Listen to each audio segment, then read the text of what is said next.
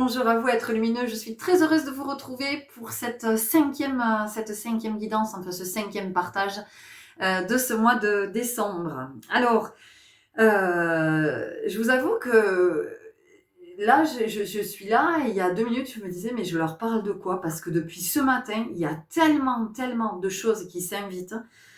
Il y a eu tellement d'états différents dans ma journée. Il s'est passé tellement de choses, de rebondissements, voilà, qui amènent dans des énergies hautes et puis tout d'un coup dans des énergies basses et puis ça remonte et puis ça redescend. Je me suis dit waouh, de quoi je leur parle, hein, parce qu'il y avait tellement de choses. Ben en fait, c'est une évidence. Je vais venir vous parler du mouvement. Ben oui, du mouvement, de comment finalement la vie, c'est le mouvement. Et la vie, dans ce mouvement qu'elle nous propose, nous invite à regarder notre mouvement intérieur. Donc, c'est comment, en vivant une situation, en vivant une expérience, je suis consciente, que ça me met en mouvement à l'intérieur. Il y a quelque chose en moi qui est activé, qui va produire dans la matière. C'est-à-dire que l'expérience est là et hop, ça déclenche quelque chose à l'intérieur. Ce qui est déclenché à l'intérieur va déclencher quelque chose à l'extérieur. On envoie un message, on passe un coup de fil ou plusieurs coups de fil, on se déplace, voyez, et ça c'est super intéressant en fait. Et je me dis, mais depuis ce matin, regarde ce qui se passe. Comment d'un événement, comment d'une expérience que tu es en train de vivre, en fait, il y a cet aller-retour perpétuel entre il se passe ça à l'intérieur, il y a ça qui se met en mouvement. Ok, paf, ça induit, vous voyez, ça induit ce mouvement du corps à être dans l'élan de mettre quelque chose en œuvre dans la matière. Et puis une fois que j'ai mis ça en œuvre, paf, ça revient à l'intérieur. Hop, allez, qu'est-ce qui est activé à l'intérieur? Quelque chose de nouveau. Et ce quelque chose de nouveau qui est activé va m'amener à... Et en fait, c'était super intéressant de regarder ces allers-retours et d'arriver à me poser entre, à pas être dans une espèce de sentiment d'être prise dans l'urgence. Voilà. Et de se dire, moi depuis ce matin, ce que j'entends, c'est, alors que tout me pousserait à être dans l'urgence, il y a quelque chose en moi qui me dit reste tranquille en fait.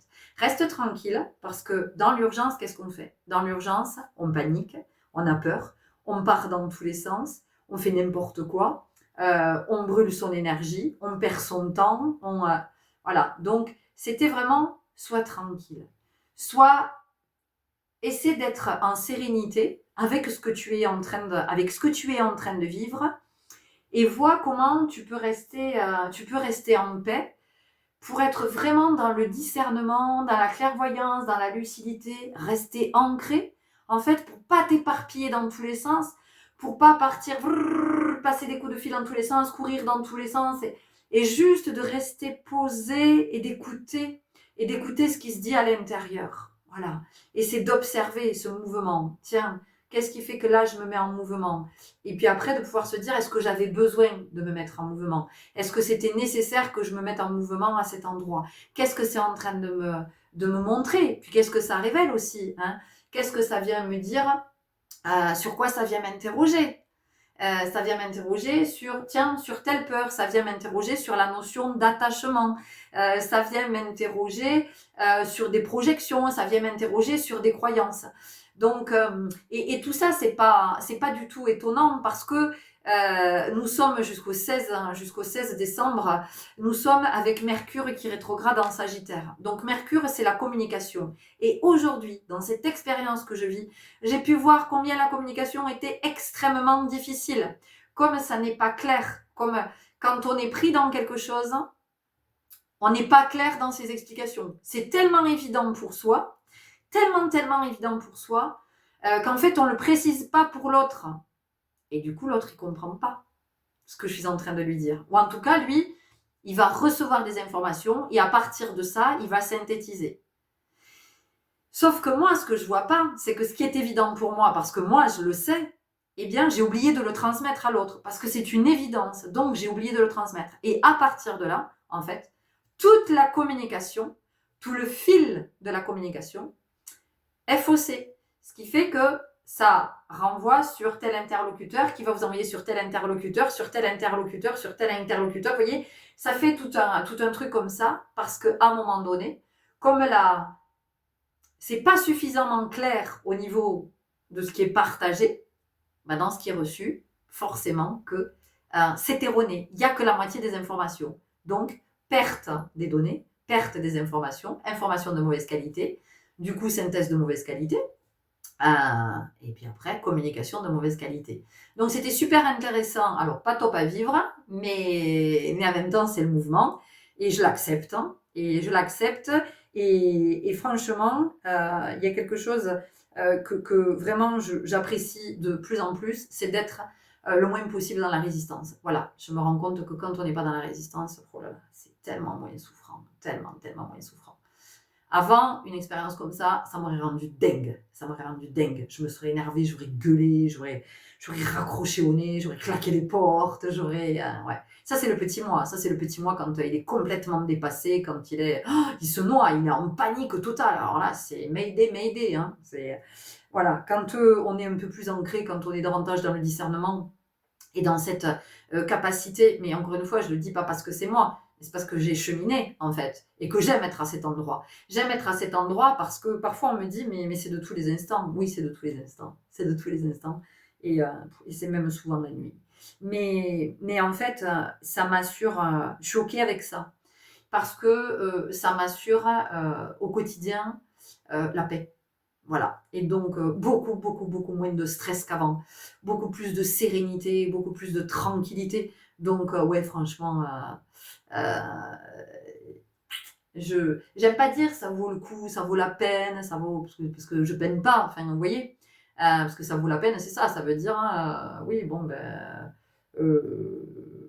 je peine, mais oui, ça a du sens, ça. Non, moi, je peine pas, j'ai pas envie de peiner. Voilà, ça c'était avant que je peinais. Ça c'était avant. Donc, oui, je suis avec mon pendule là, depuis tout à l'heure. Je suis en train de. Donc oui, c'est intéressant ça aussi parce que vous voyez, je ne m'en sers jamais. Et aujourd'hui, ben voilà, il y a ma petite voix qui m'a dit, voilà, est-ce que tu t'allierais pas avec ton pendule et est-ce que tu ferais pas équipe avec lui aujourd'hui pour essayer de poser des choses alors vous êtes dire, ça peut être une façon de se rassurer, hein, ça peut être ok, mais en tout cas ça m'a permis de rester dans le mouvement et de pas faire de résistance et voilà et d'accepter ce que la vie me propose en me disant que c'est une expérience supplémentaire, c'est un enseignement de plus, c'est une richesse de plus. Et c'est une possibilité aussi, c'est une belle opportunité de voir où j'en suis. Voilà, de voir où j'en suis.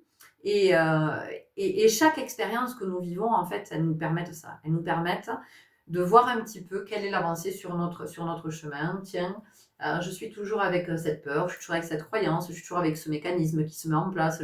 Ah tiens, parce qu'en fait, ce qui est très intéressant, c'est que la situation que je vis là, je l'ai déjà vécue. C'est un bis repetita. Donc, la vie m'avait laissé en paix pendant 2 ans dans cet espace, à cet endroit-là. Et là, ça se reproduit, puis en plus, ça se reproduit à la même période. Donc, c'est vraiment c'est assez extraordinaire, juste avant Noël. C'est intéressant que ça vienne se remanifester maintenant.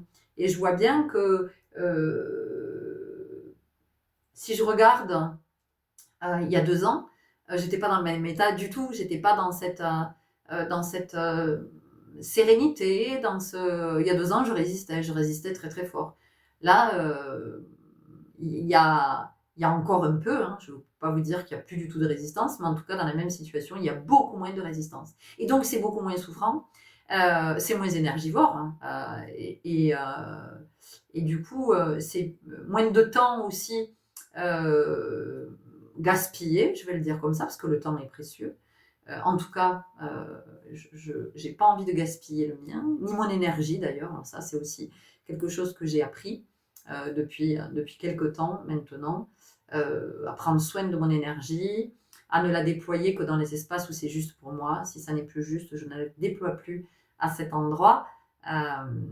Donc voilà, en ce moment, on est avec Mercure rétrograde en Sagittaire jusqu'au 16 décembre. On peut être dans voilà, dans ce mouvement de la vie. Et deux, est-ce que je suis en accord avec ça ou pas, ou est-ce que je résiste, hein? Et si je résiste, comment est-ce que ça se manifeste dans la matière? Comment est-ce que ça se manifeste dans le corps? Comment est-ce que ça se manifeste émotionnellement? Comment ça se manifeste psychiquement? Comment ça se manifeste énergétiquement? Comment ça se manifeste spirituellement? Comment ça se manifeste dans mes relations? Comment ça se manifeste financièrement, matériellement? Voilà, c'est vraiment de regarder tout ça parce que j'ai vraiment, je sens vraiment que en ce moment, il y a ça qui est en mouvement. Alors j'avais parlé il y a quelque temps déjà, hein, j'avais dit qu'on venait un peu ébranler notre structure. Hein, et en ce moment, c'est vraiment ça. Et d'ailleurs, en ce moment, observez votre corps et voyez ce que votre corps vous dit. En ce moment, il y a beaucoup de douleurs dans le dos, beaucoup de douleurs au cervical, beaucoup de douleurs au niveau des épaules, dans les chevilles, tout ce qui est l'ossature, hein, tout ce qui est la structure, hein, tout ce qui permet de se mettre en mouvement en fait.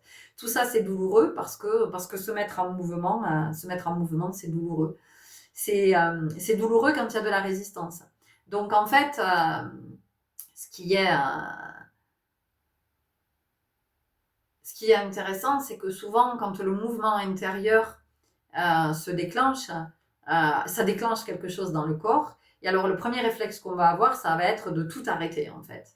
C'est on arrête tout, on prend des antidouleurs et on fait du kiné, on fait je sais pas quoi, et on va chez l'ostéo, on fait de l'acupuncture, on fait plein de trucs. Je suis pas en train de dire qu'il faut pas le faire. Ouh là là, je suis pas là pour dire faites ci, faites ça, ne faites pas ci, ne faites pas ça.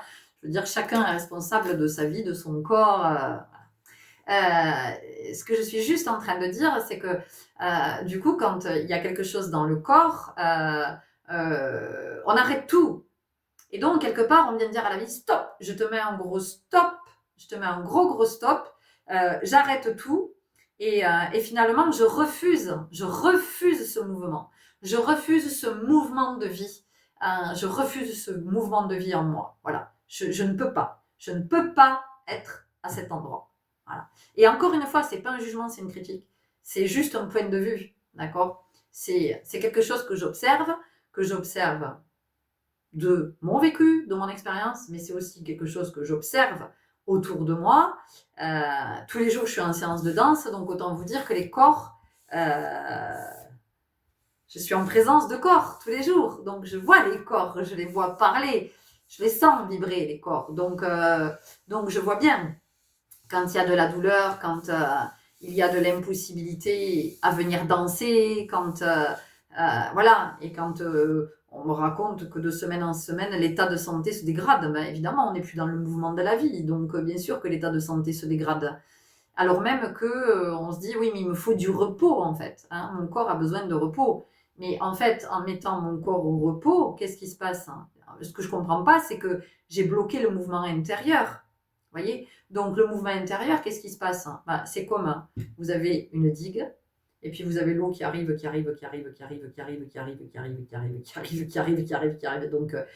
de l'eau. Et à un moment donné, qu'est-ce qui va se passer? La digue, qu'est-ce qu'elle va faire? La digue, elle va s'effondrer. D'accord? Donc, c'est ça aussi qu'on nous montre. Alors, bien sûr que parfois, le corps a besoin de repos. Évidemment que parfois, le corps a besoin de repos. Mais attention à ne pas stopper le mouvement intérieur, parce que le mouvement intérieur, c'est effectivement ce qui permet de venir poser de la conscience sur ce que je vis. Tiens, c'est venu déclencher ça. Et d'ailleurs, je le vois souvent, cours de danse, notamment la danse libre. Oula, mais depuis que je danse, j'ai mal là, depuis que je danse, j'ai mal là, depuis que je danse, j'ai mal là, et depuis que je danse, j'ai mal là, et je peux plus danser. Je peux plus danser la vie, en fait. Mais bien sûr que c'est venu me révéler, puisque la danse intuitive m'amène à me rencontrer. Je vais aller rencontrer le mouvement intérieur.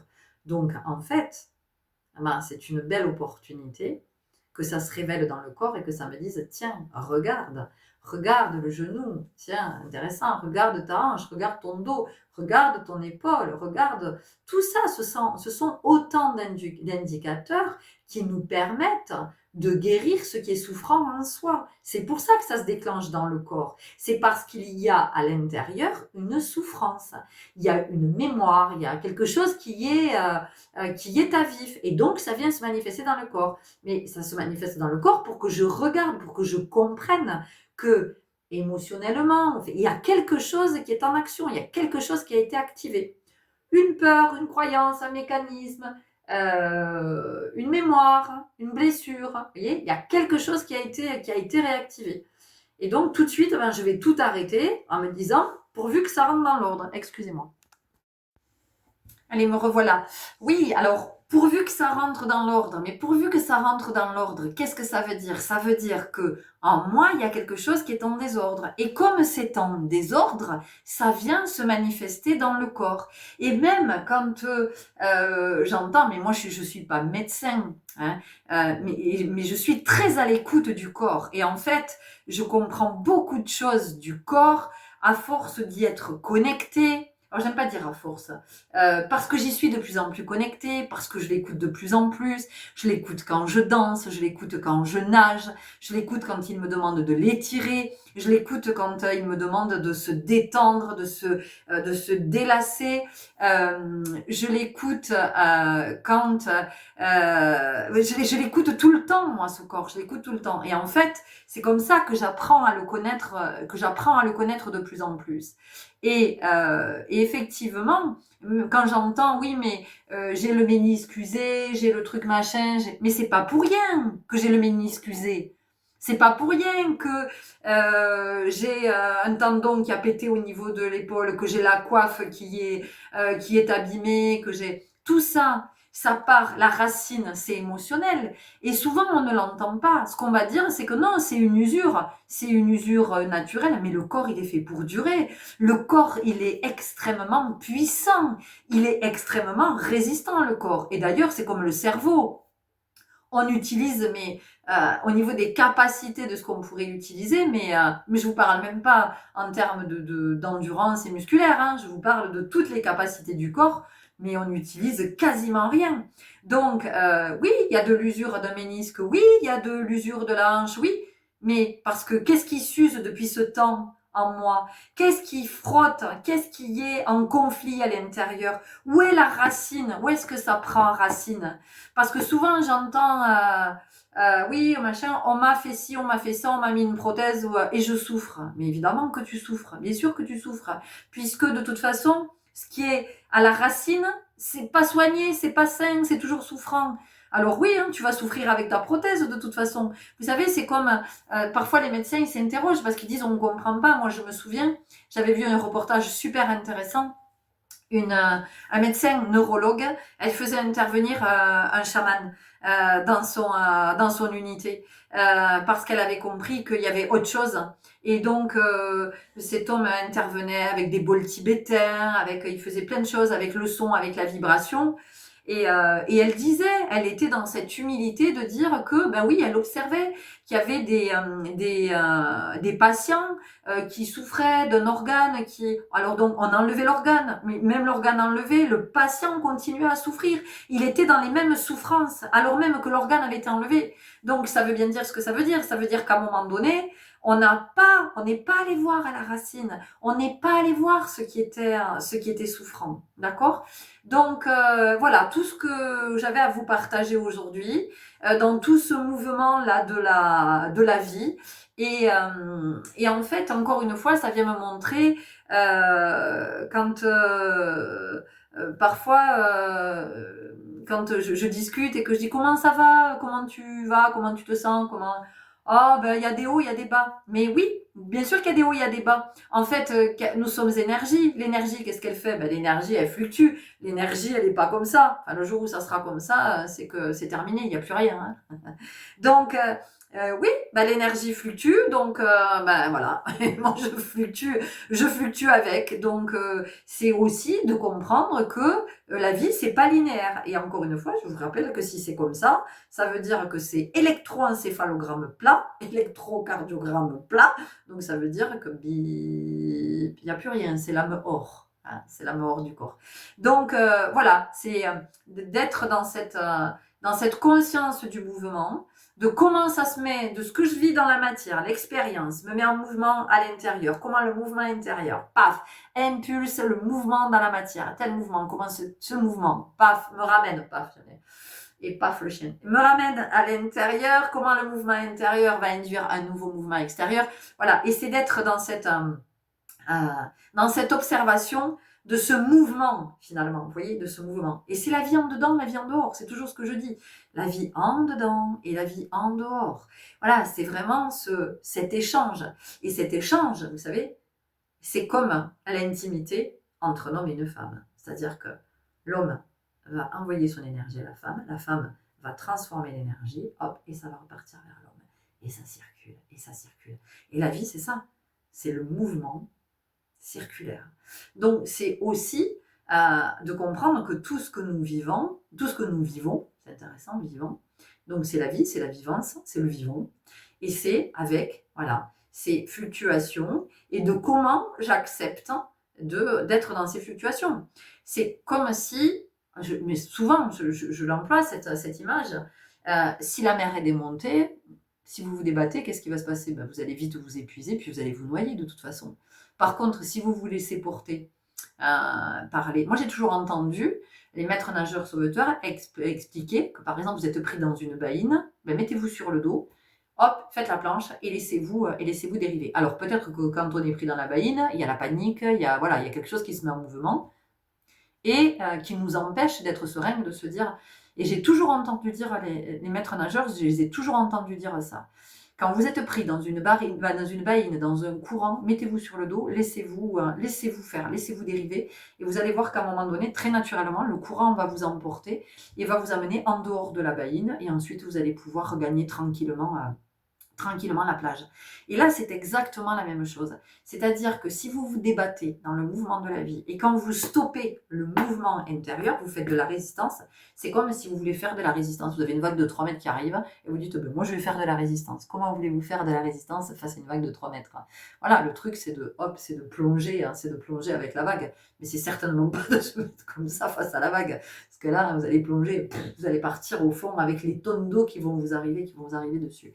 Donc voilà, en ce moment, on peut être dans ce mouvement de vie, et c'est comment on accepte d'être à cet endroit, et comment en fait on accepte d'être vivant, comment on accepte d'être vivant en acceptant ce mouvement. Aussi inconfortable que puisse être ce mouvement, et comment je peux, à un moment donné, m'apaiser dans cet inconfort, dans cet espace mouvementé inconfortable, de comment je peux, moi, me trouver en sérénité. Comment je peux faire que je peux venir respirer. Vous savez, c'est comme quand on dit apprends à respirer dans ta douleur. Mais là, c'est comment je peux respirer sereinement dans un espace qui est très inconfortable. Voilà ce que j'avais à vous partager, les belles âmes. J'espère que ça vous aura parlé, que ça vous aura éclairé. Vous êtes possiblement aussi dans cette même énergie en ce moment, parce que là, c'est vraiment, je le sens, vous voyez, j'arrête pas de faire ça, c'est vraiment dans l'air, et c'est super intéressant parce que depuis tout à l'heure que je vous parle, je reçois plein de messages de danseuses qui me disent je peux pas être là ce soir, je viens pas ce soir, je peux pas venir ce soir, voilà, alors même que je vous parle du mouvement de la vie. Donc vous voyez que ça vient quand même nous chercher. Je comprends pourquoi j'avais pas de thème très précis et que c'était le mouvement en général qui venait s'inviter, parce que le mouvement c'est la vie, que la vie c'est le mouvement, et que plus j'accepte d'être à cet endroit, plus j'accepte d'être dans la vie, et plus j'accepte d'être dans la vie, plus je suis la vie, et plus je suis la vie, plus je suis dans la présence, et plus je suis dans la présence, plus je suis le divin. Sur ce, prenez grand soin de vous. Écoutez, vivez le mouvement comme vous pouvez, hein, on va se le dire comme ça. Merci pour votre belle présence, pour votre disponibilité à accueillir. Merci pour vos retours, pour vos abonnements, vos likes, tout ça. Je vous dis à demain pour la prochaine vidéo. Au revoir.